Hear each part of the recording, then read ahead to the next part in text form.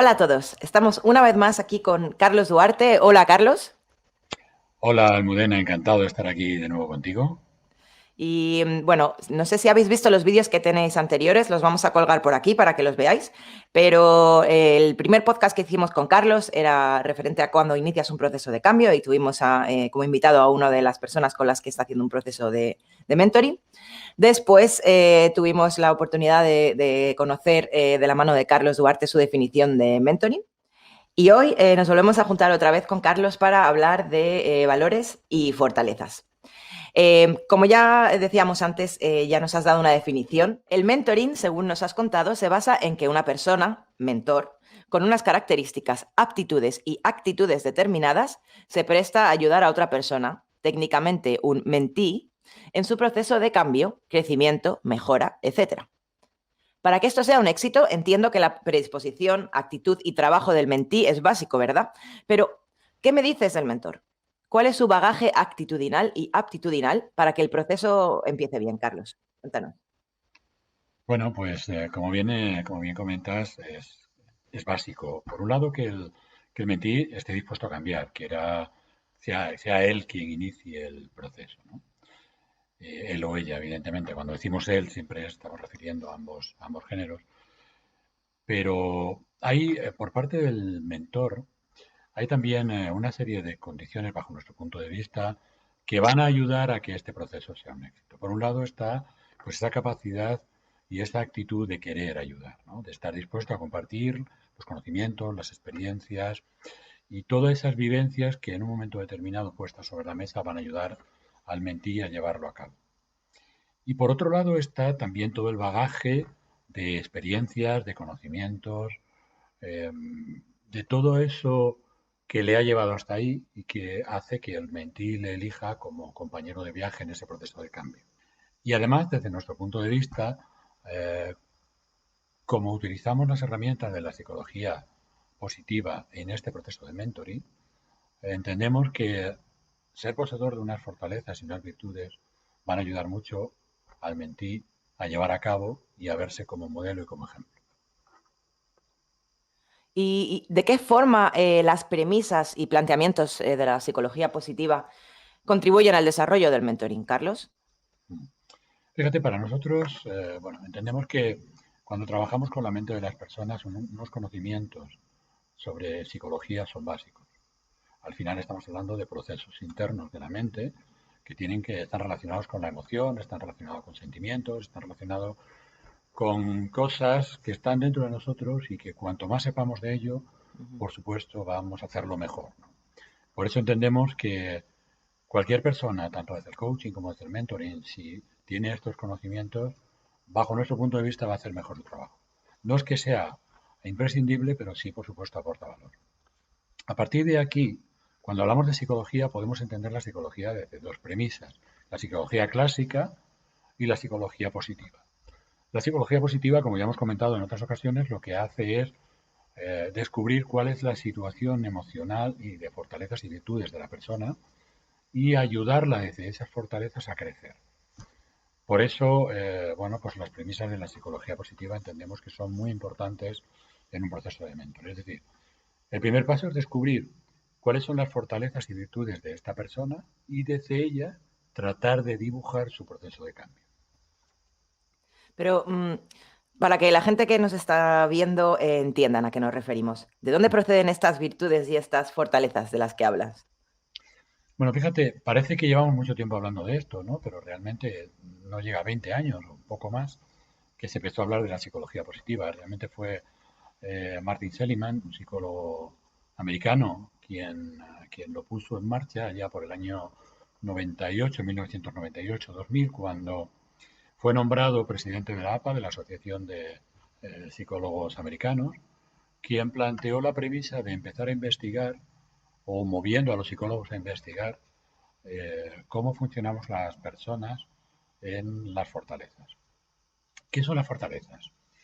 Ellos se plantearon una serie de estudios, es decir, cuáles son aquellas cosas, aquellas virtudes, aquellas fortalezas, aquellos valores que son comunes en todas las culturas o en la mayoría de las culturas, religiones, etcétera, ¿no? Y plantearon un estudio, pues, en religiones como el cristianismo, el judaísmo, eh, religiones a lo largo de toda la historia de la humanidad, también con otras sociedades donde no existía pues a lo mejor este bagaje religioso, pero sí sociológico, y descubrieron que había 6 virtudes y 24 fortalezas que eran comunes a todas ellas, ¿no? Y por eso lo denominaron fortalezas y virtudes de corte universal. No se sabe si tienen una raíz biológica o tienen una raíz cultural o ambas, pero lo cierto es que aparecen en todas ellas. Qué interesante, parece casi de fábula, ¿eh? Sí. ¿Podrías profundizar? Ya sabes que yo soy muy curiosa y quizá podrías profundizar un poco en alguna de ellas. Bueno, pues fíjate, cuando hablamos de fortalezas y virtudes, estamos hablando de 6 virtudes y 24 fortalezas. 6 virtudes como por ejemplo humanidad, trascendencia, justicia, moderación, sabiduría y conocimiento y coraje. Cada una de ellas enfocadas pues, una área de desarrollo del ser humano. Por ejemplo, si cogemos la virtud de justicia. La virtud de justicia tiene como fortalezas liderazgo, justicia y civismo. Es decir, aquellas fortalezas que puestas en el desarrollo o en común con el resto de los humanos, pues ayudan a que ese sentimiento de justicia que, que existe en las diferentes culturas se convierta en común y se lleve a cabo, ¿no? Tiene que ver, pues, el civismo, por ejemplo, en la forma en que nos relacionamos en sociedad con los demás, ¿no? Cómo nos respetamos o no, cómo nos comportamos o no con otros, ¿no? Por supuesto, el liderazgo es de aquella fortaleza que nos ayuda a liderar a otros hacia esa justicia que estamos hablando, ¿no? Y la verdad que en muchos casos es difícil de encontrarla, ¿no? Bueno, de hecho a mí me surge una duda, porque yo creo que todo el mundo tiene un poco de civismo, tiene un poco de justo, ¿no? Todo el mundo tiene en mayor medida un poco de Mm. esto, pero ¿cuál es el porcentaje que tiene que tener una persona para que se identifique o no con esta fortaleza? Para que puedas decir, esta persona es un modelo de fortaleza. Una pregunta muy interesante, ¿no? Porque claro, como tú bien dices, todos podemos considerarnos, y yo creo que Claro. en lugar de decir todos tenemos, yo creo que todos podemos decir yo me considero que tengo, Ujú.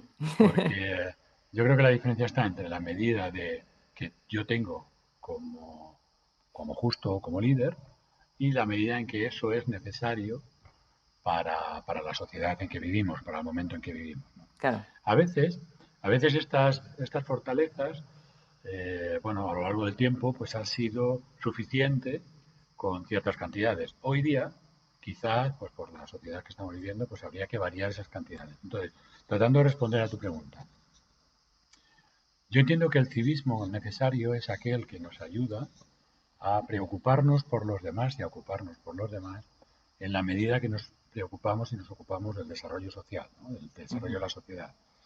Es decir, el egoísmo no entra en esta variable y entonces pues hay sociedades más colectivistas donde el egoísmo es menor y hay sociedades más egoístas donde el civismo tiene que ser mayor para compensar ese egoísmo, que en muchos casos viene marcado por la propia cultura de la sociedad que estamos, ¿no? Pues todos hemos escuchado en nuestras casas, tú tienes que preocuparte por ti, tú tienes que luchar por ti, tú tienes que Ujú. conseguir, porque tú eres, o sea, cuanto más usemos el tú y menos en nosotros, evidentemente más necesitamos que exista un civismo, una justicia, un sentimiento de justicia que esté por encima de ese tú, ¿no? De ese nosotros, para convertirse en ese nosotros.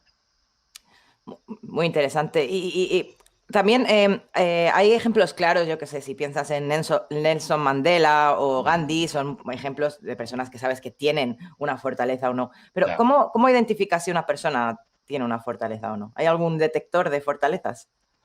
Bueno, digamos que hay una serie de herramientas, que además son gratuitas, que uno puede hacer una serie de cuestionarios y eso nos da unos valores.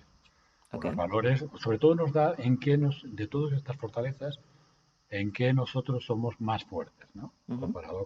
Comparado con la media. Esto es muy interesante porque desde nuestro punto de vista el cambio pasa por desarrollar las fortalezas más que por tratar de minimizar las debilidades, ¿no? Nuestra premisa es que trabajando las fortalezas, lo normal es que ese aumento de la fortaleza ayude a compensar y por tanto a disminuir la debilidad en la que estemos hablando. Casi siempre son especulares, ¿no? Una fortaleza pues tiene una, o sea, por lo que estábamos hablando, el civismo pues se puede entender como contrario al civismo y la justicia como contrario al egoísmo, ¿no? Ujú. Entonces, bueno, en ese sentido, digamos que existe una medida fehaciente de esa fortaleza. Por otro lado está lo que yo como persona identifico en otros como modelo, ¿no? Entonces yo, por ejemplo, como mentor, pues tengo una serie de personas, no como tú bien dices, podemos ir a modelos como Gandhi o podemos como Mandela o como otros personajes históricos que nos dan una medida, pero quizás es una medida desmedida, valga la contradicción. ¿Por qué?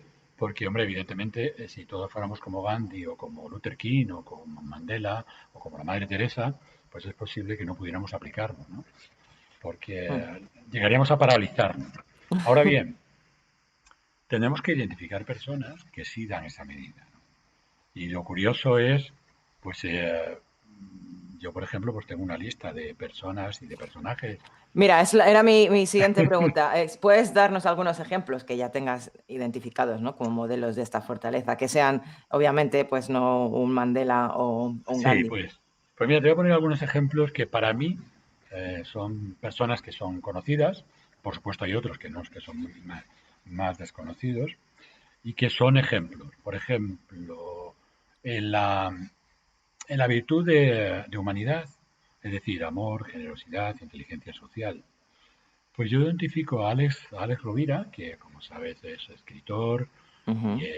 bueno, es una persona muy conocida. Yo le identifico como una persona, tiene diferentes fortalezas para mí, pero una de ellas muy peculiar es el amor.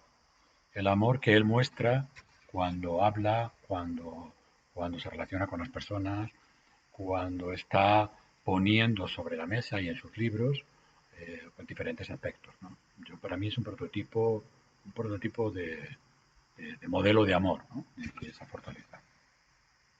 Por ejemplo, en la siguiente virtud, en trascendencia, donde estaría apreciación por la belleza, gratitud, esperanza, humor y espiritualidad, pues dos personas también mediáticas que para mí son maestros y son mentores. Uno es Luis Castellanos, que es una Ujú. persona que habla sobre el amor a las palabras, ¿no? Y, y a mí me gusta de él cuando habla de las palabras, y habla en positivo de las palabras positivas, me gusta cómo aprecia la belleza de las palabras, cómo habla de esa belleza que él admira y que él ve en las palabras y cómo eso a mí me lo transmite, ¿no? Una persona que yo veo continuamente dando las gracias y que muestra es un paradigma de gratitud, Cipri Quintas, es también un personaje, no sé si te resulta conocido, es una persona Ujú. mediática, es un empresario, un escritor, habla sobre redes y bueno, pues para mí él es un paradigma de gratitud, ¿no? De cómo se comporta con todos y cómo aparte, bueno, tiene otras muchas virtudes, ¿no? De humildad, eh, prudencia, etcétera, ¿no? No sé si con esto Sí. hay otros, por ejemplo, en las virtudes de justicia, por ejemplo, Adela Cortina, una persona a la que yo admiro, que es filósofo y es profesora de la Universidad Jaume I, pues para mí es una persona que ama la justicia y es un ejemplo de justicia, ¿no? Y bueno, ya hemos visto que en el caso, por ejemplo, de Alex Rovira es posible, pero ¿pueden de verdad las personas tener varias fortalezas fuertes, valga la redundancia? Sin duda, sin duda. Y además yo invito a que todos, bueno, pues en la Universidad de Pensilvania hay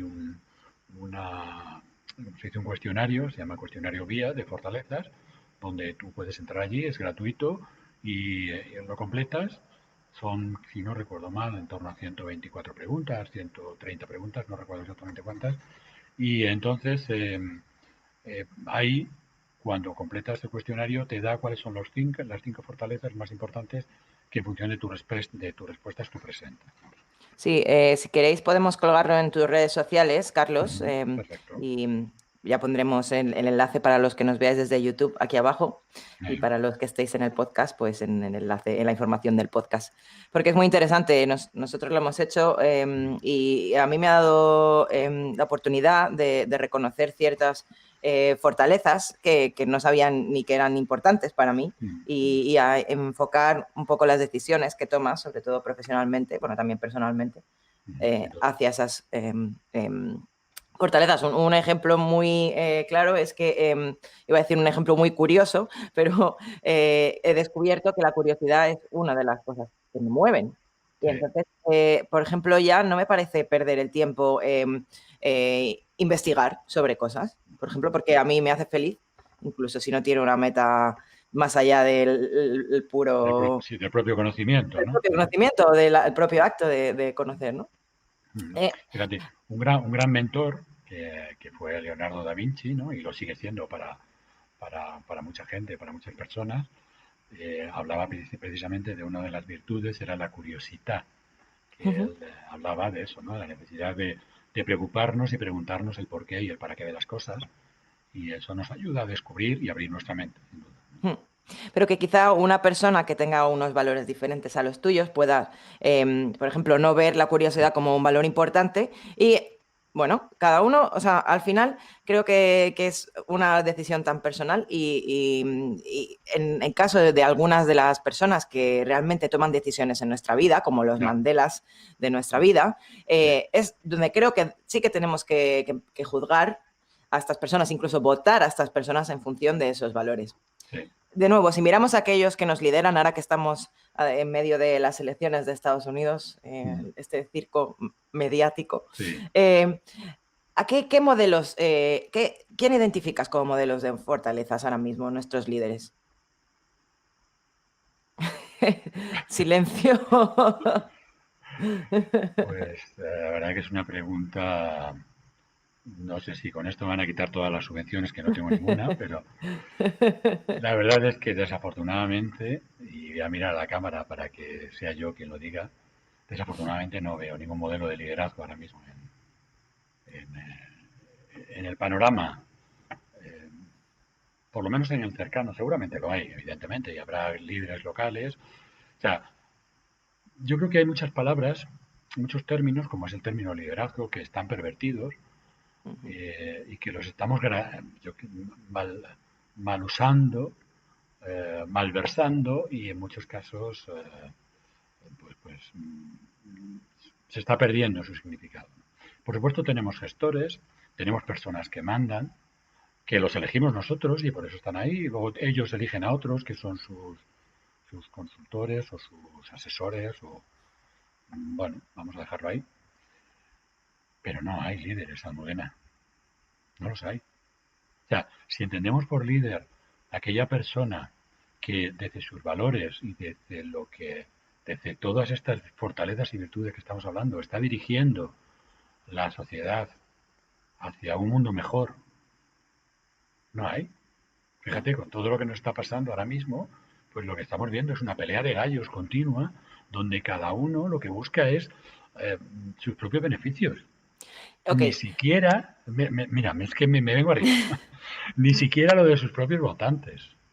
O sea, yo que vivo en Madrid y veo la situación que estoy viviendo en Madrid, es que ya no me fío, ya no ya. creo en nada. Porque ¿cómo puede ser que los datos sean tan dispares y tan engañosos? Tú que vives en Madrid, pero yo que vivo en Ámsterdam, una de Mm, las cosas que me he dado cuenta es que aquí se quejan mucho, tanto igual como en España, pero hay un punto en el que se dejan de quejarse y empiezan a hacer. Que a veces en España nos quedamos en el primer bucle, ¿no? ya, Entonces, vale, ok. Hemos identificado que hay un problema a nivel sí, mundial, además, o sea, no creo que sí, sea solo en España. totalmente de acuerdo. Em, ¿Qué pasos propones? Porque claro, no es algo que no escuchamos tan a menudo, ¿no? O sea, Ya. instrucciones, guías para cambiar esta situación. ¿Qué se le ocurre a Carlos Duarte? Pues fíjate, mm, Yo creo que la solución que a veces proponía nuestra querida Mafalda, ¿no? De que paren el mundo, que yo me bajo. Yo creo que en este momento no es. Yo creo que es una irresponsabilidad por parte de todos. Para mí lo más importante en este momento sería llegar a un consenso de estas fortalezas. Es decir, ¿qué supone ser líder? ¿Qué supone ser justo? ¿Qué supone tener una mente abierta? ¿Qué supone ser valiente, persistente? Todo eso, ¿no? Ir identificando modelos en cada uno de nosotros, las personas que tenemos cercanas o menos cercanas, y decir, mira, es que este es mi modelo de justicia, este es mi modelo de liderazgo, este es mi modelo de prudencia. Y identificar entre todos, ponerlo en consenso, identificar entre todos qué personas en este momento, personas que estén ahí dispuestas a salir a la palestra, cumplen esos modelos y entre todos elegirlos. Y aquellos que no lo cumplen, pues poco a poco irlo cambiando. Esto no es, para mí no es algo que podamos hacer de un día para otro, es evidente, pero yo creo que sí tenemos que asumir todos el compromiso de que el mundo que vamos a tener mañana es algo que nos repercute a todos. O sea, yo pienso en mis hijos y creo que se merecen un mundo mejor. Total, vamos. Creo que no podríamos tener mejores deberes hasta la cita que tengamos la próxima vez que nos veamos, Carlos. Identificar estos modelos que en realidad son un ejemplo de las fortalezas que estamos hablando, Sí, en nuestros líderes, votándoles, pero también en nuestro entorno y sí. en nosotros mismos, intentando ser nosotros mismos también el ejemplo de esas fortalezas que podemos descubrir en el test que vamos a compartir en el enlace. Mm. Mostrarlas, consensuar y tratar de que empiecen a permear en nuestra sociedad, ¿no, Carlos? Si me permites, Helmut, a mí me gustaría darle continuidad a esto en la parte que a mí o que a nosotros, y digo cuando a nosotros te incluyo a ti, nos incumbe es, vamos a identificar, pues si tenemos 24 fortalezas, vamos a identificar 24 o 48 personas donde nosotros vemos estas fortalezas. Y nos vamos a poner en contacto con ellos y vamos a pedirles que nos cuenten. Seguramente en algunos casos te van a sorprender, ¿no? Cuando nos encontremos con, por ejemplo, con Cipri Quintas, que hablábamos antes, y yo le llame y le diga, Cipri, nos gustaría invitarte por tu generosidad a que compartas con nosotros qué te hace ser generoso, qué te mueve, o sea, porque eso es algo que está de dentro y sale hacia afuera, qué te mueve a esa generosidad y qué podemos aprender de ti para ser generosos también. Y creo que sería un gran reto, porque seguramente ellos, en muchos casos, se van a sorprender y decir, ¿generoso yo? ¿O justo yo? ¿O líder yo? Etcétera. Fíjate. No sé qué te parece. Me parece perfecto. Es un gran reto. Yo invito a la gente que nos está viendo a mandarnos incluso algún correo si conoce a alguna de estas personas que puedan representar las fortalezas de las que vamos a hablar. Sí. Ya digo, Carlos, un gran reto. Carlos, mentor, coach, una persona comprometida con un modelo de mundo más fuerte, más valioso y más justo. Gracias, Carlos, de verdad. Gracias a ti, Almo. Para mí es un placer estar aquí y es un placer, pues eso, como decía uno de los modelos que apuntábamos de Gandhi, ¿no? Convertirte en aquella persona que quieres ver en el mundo, ¿no? Y yo creo que eso es algo que si todos lo hacemos, sí, somos muchos, somos 8.000 millones, pero bueno, si vamos sumando uno a uno, pues al final resulta que ya no nos queda nadie a quien transformar. Pero en ese momento, a lo mejor descansamos, ¿no? ¿Qué opinas? Gracias.